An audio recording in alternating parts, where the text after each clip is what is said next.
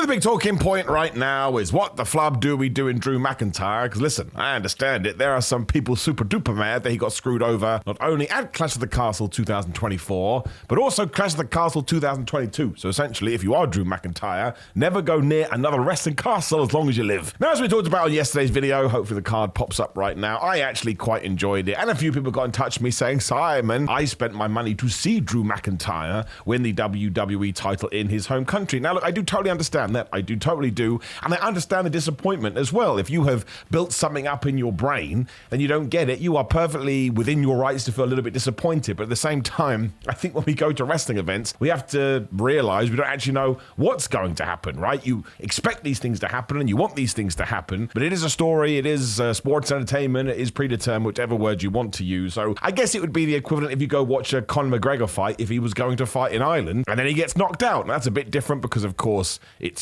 quote-unquote real or it's legitimate competition, whereas Triple H can sit there and say, well, I think this would be a lovely moment for the Scottish fans. And once again, I can buy into that too. I think it was probably like when Cody Rhodes won at WrestleMania 40. Like, I was super invested in that. And if we hadn't have done that, I'd have been like, oh man, it's absolutely ridiculous. But because I think there is a massive upside to what WWE did do, I'm actually quite invested in it still. I want to see where it's going to go, especially because I think out of all the feuds that WWE have right now, CM Punk and Drew McIntyre is the most heated for sure. I don't even think there's another one close because Cody hasn't really started his proper program post-WrestleMania. If all of a sudden the powers that be are going, actually, I don't think these two need the WWE title, I'd sit down with them. They'd be like, why is that bald guy here? But I would have snuck in like the ninja that I am. I'd be like, you know what, guys, I agree with you, and then I get kicked out. Now, of course, cheap plug, make sure you go to Pro Wrestling Tees, I can go over there, .com/Simon Miller and buy a 2+2 potato shirt. That's right, I just shilled in the middle of my video. But everyone else is doing it, so I want to do it too, which brings us to our big question, what do we do with Drew McIntyre right now? Now, I am filming this on the 17th of June, a few hours before Raw. So if you are very nice to watch it before Raw, we can get into a little bit of predictions there, but I think there's a lot to talk about when we come out the other side of Raw as well. And I think the number one thing we must do, both this week, next week, and for a few weeks, especially because CM Punk, could be lying, of course, is not meant to be on Raw this evening. Drew McIntyre has to go crazy. And when I say crazy, I mean totally nuts. He has to claim all people's heads off. Do you remember that time? I swear it was Austin. It could have been somewhere else. But Austin got screwed or something happened to him. And he basically walked out in every match. He just kept stunning people and breaking up matches until he got whatever the hell that he wanted. Now, maybe you don't want to take it that far because in 2024, you may irk people the wrong way. Although Drew is a heel and he would be totally justified. And I guess you could sort of bookend this towards the start of the show. So maybe in the first two matches or something, even the first match, whatever, Drew McIntyre comes out and just kicks some people's heads off when he gets in the ring and he wants to talk to Adam Pearce or maybe addresses CM Punk directly and he says, we need to figure this thing out. We start putting the building blocks in place for SummerSlam. I think that CM Punk versus Drew McIntyre in a stadium is going to have around about 50,000 people in it, if not more. Is it up to 60? I may be making that up, but a big stadium, nonetheless, could actually headline that show. And it's the first time I've gone, man, maybe SummerSlam should be 2 nights, which I don't actually think, but I did have the thought because it should main event one of the nights. Then you can do Cody versus Randy Orton or whatever the hell we are going to do for the WWE Super Whooper title. But that just goes to show, right, how much beef they do have, that you can get rid of all the trinkets, you can get rid of all the props, you can get rid of all the hoo-ha, and just seeing those two fight for the first time as I talk through my teeth like Sid Justice is going to be enough to me. But now we need to get into the nitty-gritty. If you walked in here and said, well, I think a lot of it has kind of been ha-ha, there has been a lot of ha-ha, right? A lot of trolling on the internet, a lot of Mindy's Bakeries, a lot of memes. We should keep that up because it's very funny, it's very entertaining, but now we have to introduce the edge to proceedings, not Adam Copeland. He went to AEW, and I think that all begins with McIntyre just becoming an absolute psychopath because he's totally justified to be a psychopath. One, won the World Championship at WrestleMania 40, CM Punk screwed him over. 2, was about to bring the World Championship home again in his literal home country, got screwed by CM Punk again. So it should be like there's a target on CM Punk's back. Drew McIntyre should become a sniper,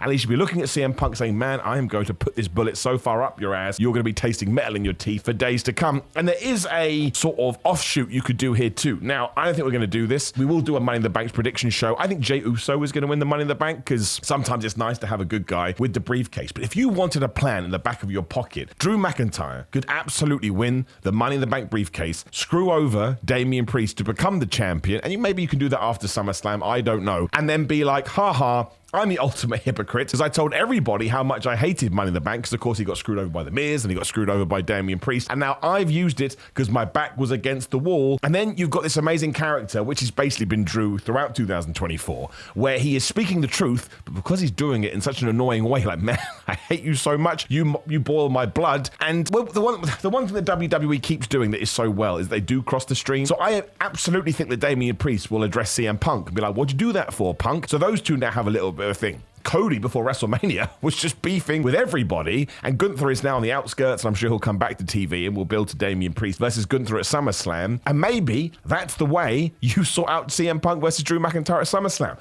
Maybe CM Punk gets the first win. Can you imagine how angry Drew McIntyre would be if after all of this, he took on CM Punk and then lost, but what if later on in the night, he comes out during Gunther versus Damian Priest and he cashed in his Money in the Bank? The reason I like this is because you're then creating 4 main eventers all at once, and you could argue that 2 of them especially are already there, but then Gunther can be mad at Drew McIntyre and Damian Priest can be even madder at Drew McIntyre, but then CM Punk is going to stick his oar in and be like, excuse me, Drew, I just beat you, so now I feel like I should have a world championship match. But Gunther can be, excuse me, you ruined our match, and Damian can be the same way, and Drew could even dig his heels in and say, nope, I hate all of you, you have ruined my year so far, so if you want to get this, you're going to have to go out and find another way to try and, I don't know, circumvent it, whatever, which also ties into the rumors that maybe in October we're bringing back the Blood pay-per-view premium live event. And if you're going to do that, and you're going to do that as an homage to the 1997 show, which is when we first debuted the Hell in a Cell, I think you put Drew and CM Punk in the cell. I know, I'm being that guy from the press conference.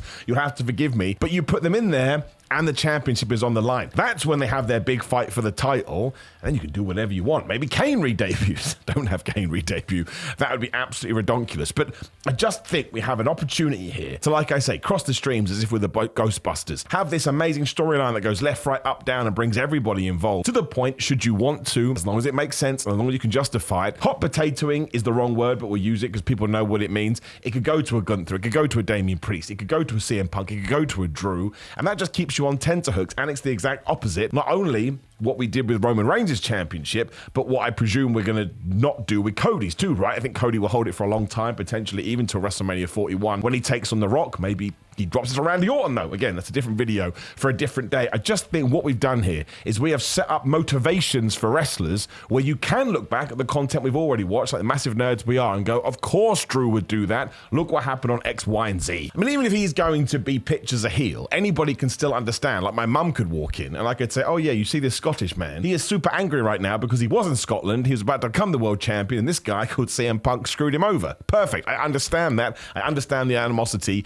and I understand why they don't like each other. And I guess you could argue, do we really want to put the Money in the Briefcase into that environment? Because the Money in the Bank briefcase, when it's used the best, you would argue, is when you're trying to elevate somebody else. Although you could argue, does Jey Uso need it? He's super over and selling a bunch of merchandise. But this is the whole point. We should be able to sit down and have these kind of discussions because over the last few years, we have turned so many people into bona fide stars that you now have these options. And if you go back to, especially like 2017, 18, 19, then the pandemic hit, obviously. WWE had so many mid-carders, so many 50-50 guys and girls because that's where they were being placed. You win, I win. You win, I win. Nobody was able to sort of stick their head out beyond the parapet, or whatever that phrase is. Whereas now, you have someone like Jey Uso who may never win the world championship, but am I like 100% sure on that? No, I think you may actually get to a point where you could crown him, even if it's only for a month or so. They get mega pop, and some people would hate it, but lots of other people would like it too. So if we keep, what's the word I'm looking for, copy and pasting these elements in so that we have this pool of people that can always win the world championship, you introduce that jeopardy, and that makes all wrestling better. Again, if we get to SummerSlam and it is just Drew McIntyre versus CM Punk with no title on the line, if you put a gun to my head and say, Simon, who's going to win this, you may as well blow my brains out because, I mean, I'd still make a guess. I don't want to die here, man. But I would not be confident on my choice at all. And now, given the performance of Damian Priest at Clash of the Castle, which I thought was really good, and apparently his leg is okay after that crazy fall into the ropes, I think I'd feel the same about Gunther versus him too, because he is now proving, man, I may fluke into these wins, but I'm still getting wins. And again, he really does feel like a main eventer, whereas Gunther never loses. So once again, you've created that jeopardy too. But it's June, July, August, got 2 months till SummerSlam. No need to count that on my fingers. We do have Money in the Bank slap bang in the middle, so that that may change things. But Drew needs to be angry Drew. He needs to be pissed off Drew. He needs to be zoned in Drew. I don't care about you. I don't care about them. I don't care about her. I don't care about your nan. CM Punk, CM Punk, CM Punk, CM Punk. Just become totally obsessed, which is why I love this idea. That he just goes totally loony at SummerSlam, gets beaten, has the briefcase, cashes it in, and then we're all going to want to tune into Raw to see what's going to happen, especially if it is Cody Rhodes versus Randy Orton. Randy Orton wins, but again, we don't need to talk about that right now. But presume that's the way that WWE has looked at it, and you could argue everything I've said you could do with Drew as the champion as well. You just flip it with CM Punk getting the briefcase, but I don't know. That feels like less fun to me, but I could be totally wrong.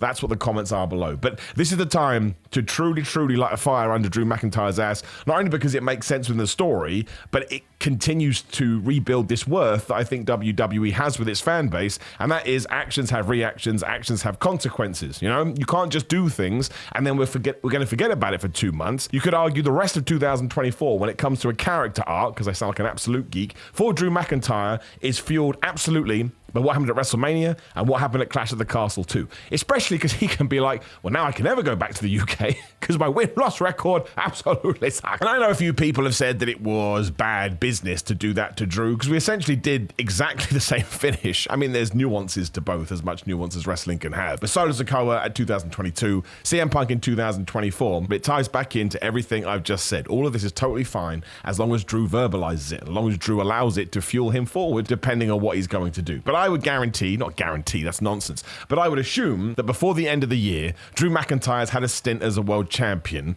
and maybe Punk as well. And if Punk hasn't, I think we will get to WrestleMania 41. I would imagine on one of the nights, it could be a Punk versus Drew main event, which would be absolutely crazy, and maybe that's when Punk gets his victory as well. Some people thought that what CM Punk did was a heel turn too. I don't think so. I think this feud goes beyond good guys and bad guys. He was certainly a villain in Scotland, as he would be. He just screwed over the hometown guy. But I can imagine him turning up on, where is SmackDown next week? The Raw is in Texas. Wherever. Let's just say SmackDown's in Texas, because no, it's not. He can easily turn up in Texas and everybody cheers him again, and everybody boos Drew McIntyre. And let's not forget too, CM Punk is a disciple of Bret Hart. 1997, Bret Hart had the greatest character because he was a good guy everywhere else in the world, but in America, deliberately, he tried to piss everybody off. And we should be able to bring back these ideas because wrestling is cyclical and no one really has any new ideas. They all come from something, which is why I actually like the idea of replicating the SummerSlam 1997 finish. I would have had CM Punk, not as the referee, but in the Shawn Michaels role, which we could have done now in hindsight. He goes to hit Drew McIntyre with the chair. Drew gets out the way. He hits Damian Priest 1, 2, 3. And then you can do the whole Damian Priest CM Punk thing too. But I still like what they did. I got excited to talk about it. I got excited to tweet about it. I got excited to react about it. And I think usually that's the secret sauce of wrestling. And this is the worst thing I'll ever say. So feel free once again to call me an idiot in the comments. No matter what emotional reaction you have, I think that's a good thing. So if you're happy about something, awesome. If you feel sad about something, awesome. If you feel mad about something, awesome. Because wrestling is meant to be a drama. And if you feel nothing to something, well, that sucks. But at the same time, yes, we can get into this whole, was it a good idea? Was it a bad idea? But that's what these videos are all about. And that's why I want your input too, because it will be 50-50, I would guess, like a wrestling feud from 2018, in that some people will be excited to see what we do next. And some people, especially if you are from the north of the British Isles, are going to be like, I cannot believe it. Because when are we ever going to get this kind of pay-per-view premium live event in Scotland again? You just don't know. WWE certainly want to take these here, there, and everywhere, but that could actually work against Scotland in the same way that Money in the Bank in London probably a while before you do that for a second time, because you can go to France, you can go to Italy, you can go to Germany, you can go to Austria, the Netherlands maybe, Denmark, Sweden, Switzerland, I don't know, you can go wherever the flub you want, and that's just within mainland Europe. You could go anywhere across the road, more in Australia, maybe more in South America. I know Sami Zayn's been pushing for that, doing something in Mexico, but hey ho, we have to wait and see. I mean, Sami Zayn is quite a good tie-in, right? We had Elimination Chamber 2023 in Montreal, people going crazy, very, very similar. And that Roman Reigns won. He didn't win clean, but he won with help with the bloodline, but had way less drama. I still really like that match. I think it was absolutely brilliant. I had a good old time, but that's how I feel about it, and the follow-up is going to be everything. So if we get super duper angry Drew, I'm going to be super duper happy Simon.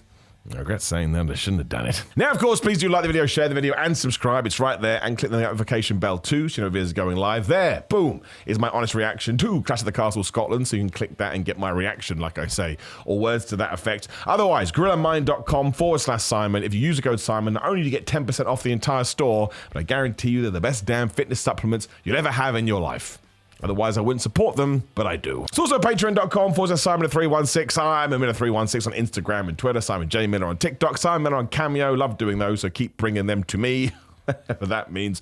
Merchandise is available in all the links down there. Always love it, especially when someone buys, like I say, a 2 + 2 = potato shirt. How do we make that a thing? I don't know, but that kind of ties into the shirt. Enjoy wrestling, my friends. That's the most important part about it.